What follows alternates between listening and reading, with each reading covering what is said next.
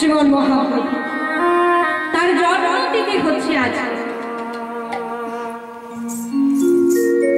এই যে ভগবান ব্রজের কৃষ্ণচন্দ্র তিনি কলিতে গৌরাঙ্গ হয়ে শ্রীধাম নবদ্বীপে তিনি গৌর হয়ে এসেছেন বাংলার। চৈতন্য চরিতামৃতে বললেন রাধা কৃষ্ণ এক আত্মা দুই দেহ ধরে, এক আত্মা দুই দেহ ধরে অনন্য বিলাস আস্বাদন করি। সেই দুই আমার চৈতন্য গোসাই ভাব রস আস্বাদিতে দোহে হইলা এই কথা। রাধা কৃষ্ণ দুটি দেহ এক সোনার গৌরাঙ্গ হয়ে নবদ্বীপে এসে উপস্থিত হলেন দুটি কারণের জন্য। এই যে গৌরাঙ্গ হয়ে তিনি এলেন দুটো কারণের জন্য, একটা হচ্ছে অন্তরঙ্গ কারণ আর একটা হচ্ছে বহিরঙ্গ কারণ, নিজ রস আস্বাদন, আরেকটা হলো জীব উদ্ধার। এই দুটো কারণের জন্য মায়েরা খুব মন দিয়ে শুনুন, ভগবান যে এলেন দুটো কারণের জন্য। অন্তরঙ্গ কারণে করেন প্রভু নিজ রস আস্বাদন, নিজ রস আস্বাদন, বহিরঙ্গ কারণে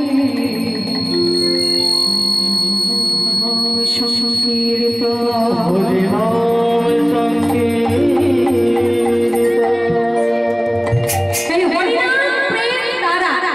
মানুষকে উদ্ধার করা, এইটা যেমন তার ব্রত ছিল। রাম আদি অবতারে ক্রোধে নানা অস্ত্র ধরে অসুরের করেছি সংহার, এবে অস্ত্র না ধরিব প্রাণের কারণ আমার, হরি নাম দিয়ে চিত্ত শুদ্ধি করিব সবার। এটা যেমন তিনি ব্রত নিয়ে এসেছিলেন, তেমনি আরেকটা কারণের জন্য কিন্তু তিনি এসেছিলেন, সেটা হলো নিজ রস আস্বাদন। কৃষ্ণ মাধুর্যের আশ্চর্য একবার, কৃষ্ণ আদি জীবগণ করো এ চঞ্চল। বাবা কৃষ্ণের মাধুর্যটা এমনই মাধুর্য ছিল, চৈতন্য চরিতামৃতে কবিরাজ গোস্বামী পাদ এই লাইনে কলম দিলেন, কৃষ্ণ মাধুর্যের আশ্চর্য একবার, কৃষ্ণ আদি জীবগণ করো এ চঞ্চল। কৃষ্ণের মাধুর্যটা এমনই মাধুর্য ছিল যে শুধুমাত্র জগতের জীব নয়, স্বয়ং ভগবান তার নিজের রূপ দর্শন করে নিজেই পাগল হয়ে গিয়েছে। এতটা মাধুর্য মণ্ডিত তার কাছে, এতটা সুন্দর ছিলেন তিনি। তাই তো ভগবানের জানতে ইচ্ছে হয়েছিল আমার ভক্তগণ তারা আমাকে ভালোবেসে তারা অন্তরে কি জাতীয় সুখ অনুভব করে, এটা যদি আমি নিজে জানতে পারতাম। আমার ভক্তগণ তারা যে আমার এই মাধুর্যমণ্ডিত রূপ দর্শন করে পথে পথে হা কৃষ্ণ বলে ছুটে ছুটে বেড়ায়, আমার এই মাধুর্যমণ্ডিত রূপের মধ্যে কি আছে এটা আমাকে জানতে হবে। এখানে তিনটে বাসনা কি আছে বাবা, কইছেন রাধা প্রেমা, কইছেন মাধুরী, কইছেন সুখ কহি মোর, এদিন বাঞ্ছিত ধন ব্রজে না হইল পুরাণ ভাবিয়া না পাইনি। তিনটে বাঞ্ছা কি কি? রাধারানীর প্রেম কেমন ছিল, রাধারানী কৃষ্ণ ভালোবেসে অন্তরে কি জাতীয় সুখ অনুভব করতেন। তিনটে বাঞ্ছা পূর্ণ করবার জন্য কিন্তু তিনি আমাদের মাঝে এসেছিলেন। একদিন বৃন্দাবনে নবকৈশোর নটবর বেশ ধারণ করে ভগবান শ্রীকৃষ্ণচন্দ্র বৃন্দাবনের পথে হেঁটে যাচ্ছে। এমন সময় একটা মণিখচিত দেওয়ালের মধ্যে নিজের প্রতিচ্ছবি নিজেই দর্শন করে চোখ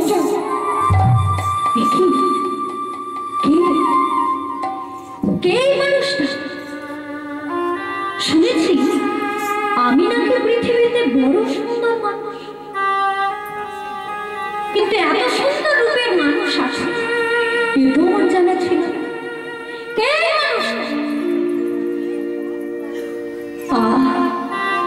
এমন ভুবন ভোলানোর রূপে আমি যদি কিছুক্ষণের জন্য আমার হৃদয় ধরতে পারতাম, তাহলে আমার হৃদয়টা জুড়াত। ভগবান নিজের প্রতিচ্ছবিটাকে ধরবে বলে অমনি ছুট লাগিয়েছে, আর যেমনই ছুটছে এমন সময় পেছন থেকে হাতটা টেনে ধরলেন বিশাখা। হে গোবিন্দ, কোথায় ছুটে যাচ্ছ? বিশাখা, দেখো না কি সুন্দর রূপের এক মানুষ, ওকে দেখে আমি পাগল হয়ে গেছি। আমার মনে বড় বাসনা হচ্ছে, ওকে যদি কিছুক্ষণের জন্য আমার হৃদয়ে ধরতে পারতাম, তাহলে আমার হৃদয়টা জুড়াত। বিশাখা বললেন, হে গোবিন্দ, যাকে ধরবার জন্য তুমি এত উদ্গ্রীব হয়ে ছুটে চলেছ, ওকে তো তুমি ধরতে পারবে না। কেন বিশাখা? না, যে মানুষটাকে ধরবে বলে তুমি ছুটে যাচ্ছ, ওই মানুষটা আরেকজনের কাছে জন্ম জন্মান্তরের মতো ধরা পড়ে রয়েছে। গোবিন্দ বলেন, সে কে? আবার আমাদের বৃন্দাবনেশ্বরী গো, করুণাময়ী শ্রীমতী রাধা রানী। গোবিন্দ বলছে, তাহলে বিশাখা, ও বিশাখা, তুই যদি কিছুক্ষণের জন্য আমাকে একটু রাধার কাছে নিয়ে চলো। এই দেখুন মা, রাধা রানীর কাছে এসে গোবিন্দ রাধা রানীর চরণ দুটো বুকের মধ্যে জড়িয়ে ধরলেন। রাধে গো, যে মানুষটাকে আমি ধরবো বলে ছুটে গিয়েছিলাম, যে মানুষটার রূপ দেখে আমি পাগল হয়ে গেছি, আমি শুনলাম সে নাকি তোমার কাছে জন্ম জন্মান্তরের মতো ধরা পড়ে রয়েছে। প্রেমময়ী, করুণাময়ী, আমি সারা জন্মের জন্য চাইছি না, মাত্র কিছুক্ষণের জন্য যদি তুমি আমাকে একটু দিতে, তাহলে আমার হৃদয়ের করে আমার হৃদয়ের জ্বালা একটু জুড়াতে পারতাম।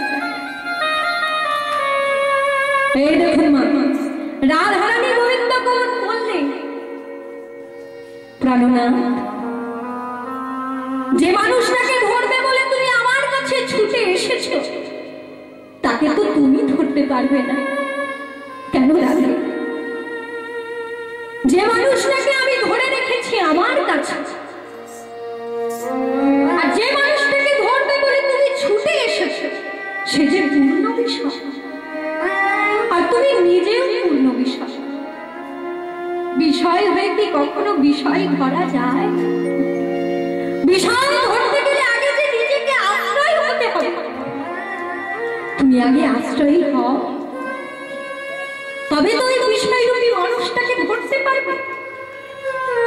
গোবিন্দ বলে, রাধে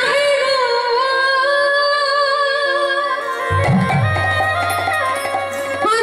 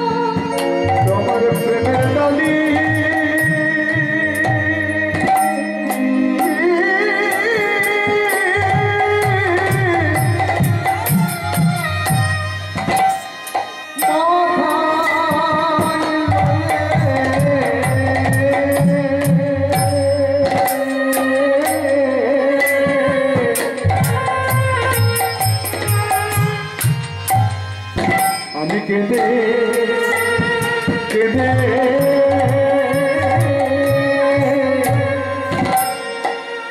কেঁদে বেড়াবো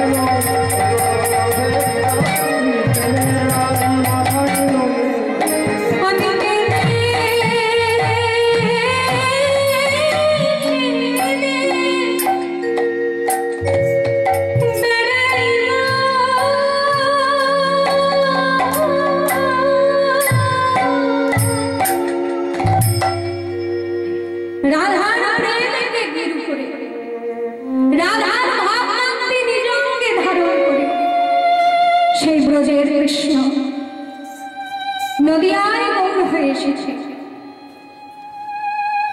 যে দিনটিতে তিনি আবির্ভূত হলেন সেই দিনটি হলো ফাল্গুন পূর্ণিমা তিথি।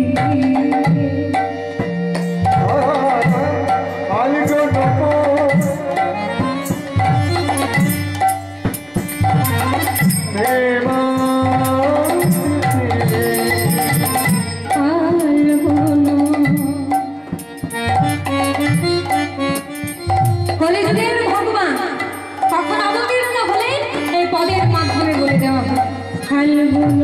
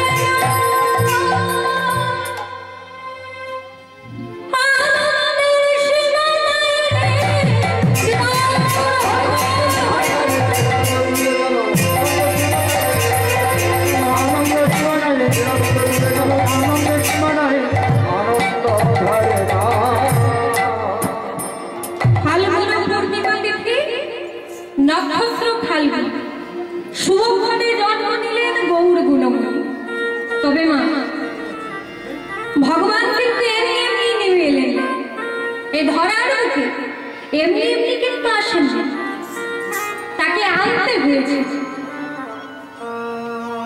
শুধুই কিন্তু তিনি এসে যান না। আচ্ছা বাবা, পৃথিবীতে এত ভক্ত ছিল, কারোর ডাকে কিন্তু ব্রজের কৃষ্ণ নদিয়ায় গৌর হয়, কেবলমাত্র একজনের ডাকে সেই ব্রজের কৃষ্ণ নদিয়ায় গৌর হয়ে এসেছে। তিনি কে? অদ্বৈত আচার্য গোসাই। কোটি কোটি ভক্ত রয়েছে, লক্ষ লক্ষ ভক্ত রয়েছে, কারোর ডাকে কিন্তু গৌর হয়ে আসেন সেই ব্রজের কৃষ্ণ। রাজ ঐশ্বর্য পরিত্যাগ করে কাঙালের ঘরে কাঙালের ঠাকুর হয়ে কিন্তু অবতীর্ণ হলেন। যার ডাকে তিনি কে? অদ্বৈত আচার্য গোসাই, যার নাম হচ্ছে মৃত্যুঞ্জয়। আচ্ছা মা, মৃত্যুঞ্জয় কার নাম? মহাদেব ভোলানাথ। মৃত্যুঞ্জয় কেন বলা হয়? সত্য, ত্রেতা, দাপর, এই তিন যুগে বাবার কিন্তু কোনো রূপ পরিবর্তন হয়নি। ওই বাবা ভোলানাথ তিন যুগে কিন্তু এসেছে, একমাত্র কলিযুগে বাবা কিন্তু রূপ পরিবর্তন করে দিয়েছে। অদ্বৈত আচার্য গোসাই শান্তিপুরের মাটিতে নাভা দেবীর গর্ভে কমলাক্ষ। আপনাদের মাথায় গন্ডগোল হয়ে গেল, এক্ষুনি বললাম অদ্বৈত আচার্য, আবার বলছি কমলাক্ষ। যারা শাস্ত্র অধ্যয়ন করে তারা জানবেন এই অদ্বৈত আচার্যের ছেলেবেলার নাম হচ্ছে কমলাক্ষ। তিনি হলেন বড়তে অদ্বৈত আচার্য গোসাই। এই অদ্বৈত আচার্য গোসাই হলেন তিন যুগে বাবা ভোলানাথ। হ্যাঁ গো মা, মহাদেবের মাথায় জল ঢালো,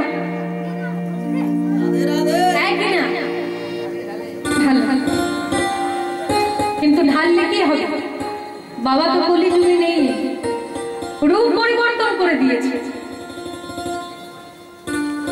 তাহলে আমাদের কিন্তু জানতে হবে যে তিন যুগে বাবা ভোলানাথ শিব হয়ে এলেন, কিন্তু কলিযুগে আর কেন শিব হলেন না? কেন অদ্বৈত আচার্য হয়ে এলেন? অপরাধ, অপরাধ আছে প্রচুর। আমরা একটা কথা বলে দেখবেন, একটা কথা বলে থাকি প্রায়, পাপ ছাড়ে না বাপ। পাপ ছাড়ে না বাপকে কথাটা একটু খারাপ লাগলো, শুনতে একটু খারাপ লাগলো, এর ফলটা কিন্তু খারাপ নয়। পাপ ছাড়ে না বাপকে। আমার বাবা, মনে করুন আমি স্বাতি দে, আমার বাবা হচ্ছে কানু, আমার খাতা কলমের বাবা, কিন্তু যদি একবার ডাক এসে যায় ও বাবা আমাকে ফেলে রেখে চলে যায়। ডাক যদি একবার চলে আসে আমাকে কাঁদিয়ে কিন্তু বাবা চলে যায়, ওই বাবা আসল নয়। আমাদের সকলের কাছে একটা আসল পিতা রয়েছে, তিনি হলেন বিশ্বের স্রষ্টা মালিক ভগবান শ্রীকৃষ্ণ। তিনি হলেন আমাদের সকলের আসল পিতা। সেই আসল পিতা, বিশ্বের পিতা, তাকেও পাপ ছাড়েনি। কুরুক্ষেত্রের মাঠে গান্ধারীর যখন শতপুত্র নিধন হয়ে গেল, বাবা গান্ধারী কুরুক্ষেত্রের মাঠে কাঁদছে, আমার শতপুত্র নিধন হয়ে গেল। ওরে কৃষ্ণ, আজকে যেমন আমার শতপুত্র নিধন হলো, আত্মীয় পরিজন হারাবার যে জ্বালা, সন্তান হারাবার যে জ্বালা, আজকে আমি এই কুরুক্ষেত্রের মাঠে দাঁড়িয়ে ভোগ করলাম। আজকে যেমন আমার কুরুকুল ধ্বংস হয়ে গেল, আমিও তোকে ছাড়ব না। আমার অভিশাপ, এই আমার মতো তোর যদুবংশ ধ্বংস হয়ে যাবে। তাহলে মায়েরা আপনারাই দেখে 125 বছর বয়সে ভগবান শ্রীকৃষ্ণ জরা ব্যাধের করতে হলো। তাহলে আমাদের পিতাকে ছাড়লো না পাপ, আপনারা আমরা তো দূরের কথা। ঠিক এইরকম একটি অপরাধ করে ফেলেছিল পরম বৈষ্ণব ভোলানাথ। কি অপরাধ করেছিল? অপরাধের কথা জানতে গেলে বাবা আমাদেরকে একটু যেতে হবে মহাভারতে। আপনারা জানেন যে যুধিষ্ঠির মহারাজ রাজসূয় যজ্ঞ করেছে।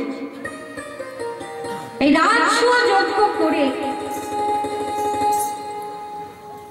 ভগবান শ্রীকৃষ্ণ সকলকে কিন্তু একটা একটা করে দায়িত্ব দিয়েছিল, সবাইকে একটা একটা করে দায়িত্ব দিয়েছে। যুধিষ্ঠির মহারাজ এসে বলছে, কৃষ্ণ ও কৃষ্ণ, তুই সবাইকে দায়িত্ব বুঝিয়ে দিচ্ছিস, তুই নিজে কোনো দায়িত্ব নিবি না? ভগবান কৃষ্ণচন্দ্র বলছে, দাদা আমি নিজের জন্য দুটো কর্ম ফেলে রেখেছি। সেটি কৃষ্ণ। কৃষ্ণ তুই সবাইকে একটা একটা করে কর্ম দিয়েছিস, আর তুই নিজের বেলা দুটো কর্ম ফেলে রেখেছিস। ও কৃষ্ণ বল না, যে দুটো কর্ম তুই নিয়েছিস সেই দুটো কর্ম কি? ভগবান শ্রীকৃষ্ণচন্দ্র বললেন, দাদা তোমার এই রাজসূয় যজ্ঞে যত সাধু গুরু বৈষ্ণব ব্রাহ্মণ যত ভক্ত আসবে, আমি কৃষ্ণ দয়াময় হয়ে এই দরজার ধারে দাঁড়িয়ে সকলের দুটো চরণ ধৌত করে দেব। নিরায় গৌর হরি বল হরি বল। হ্যাঁ গো মা, যজ্ঞে শুধুমাত্র পা ধোয়ার কাজটাই কি ছিল? আর কোনো কাজ ছিল না? ছিল না। কিন্তু ভগবান ওই পা ধোয়ার কাজটা কেন নিয়েছিলেন? এই দেখুন, ভগবানের প্রতিটি কাজের মধ্যে কিন্তু জীব শিক্ষা রয়েছে। আমাদের মতো জীবকে ভগবান ওই চরণ ধৌত করে শিক্ষা দিলেন, করে কলির জীব বাড়িতে যদি সাধু গুরু ব্রাহ্মণ বৈষ্ণব আসে, প্রথমেই তোর কাজ হলো তাদের চরণ ধৌত করে দেওয়া। যদি তাও না পারিস, বাড়িতে যে পিতা মাতা রয়েছে, শ্বশুর শাশুড়ি রয়েছে, বছরে অন্তত একবার হলে তাদের চরণ দুটো কিন্তু ধুইয়ে দিস। ভগবান ভাগবতে বলেছে সুদামাকে, ওরে সুদামা, এই পৃথিবীর সবথেকে বড় গুরু হচ্ছে পিতা মাতা, তারপরে গুরু হচ্ছে শিক্ষা গুরু, দীক্ষা গুরু, আর তারপরে গুরু হলাম আমি। হাজার তীর্থ করে যে ফল না পায়, সকাল সকাল একবার পিতা মাতার চরণ ধৌত করে দাও, সেই ফল লাভ হয়ে যায়।